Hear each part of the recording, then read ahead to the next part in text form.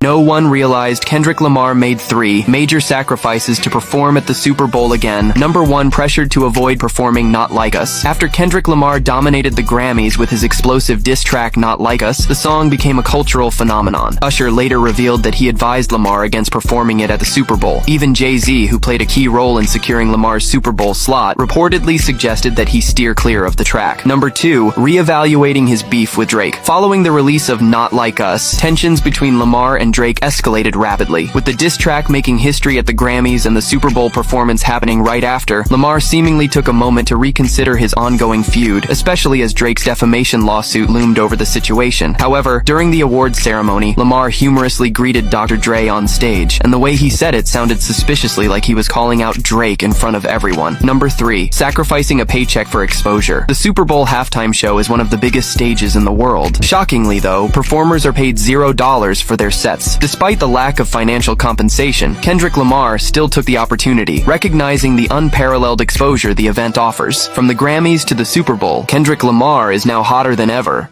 Feed the kid, you know, and I didn't like that he would almost like booty call her, and I knew she didn't want to be with his ass. Like, he'd booty call her, and it's like, and if she didn't show up, like, the lights were not going to be on the next day.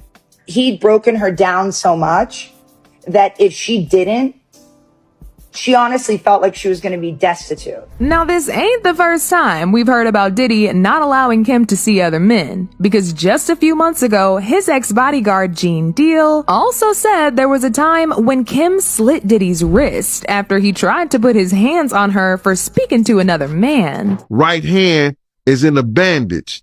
That's the night I was called by Paul to meet him over at St. Luke's Hospital. He had a white t-shirt wrapped around his wrist because Kim had took the cork, you know, where you open up wine, the corkscrew. She took the corkscrew and caught him on his wrist defending himself. And he almost, I think he had, I know he tore some ligament, but he almost hit an artery or came close to the artery or either scratched it or cut it a little bit because he just kept bleeding. And from that point on, he was hooked. That's when I knew, when they was talking about people getting addicted and hooked on pain medicines, that's what happened to him.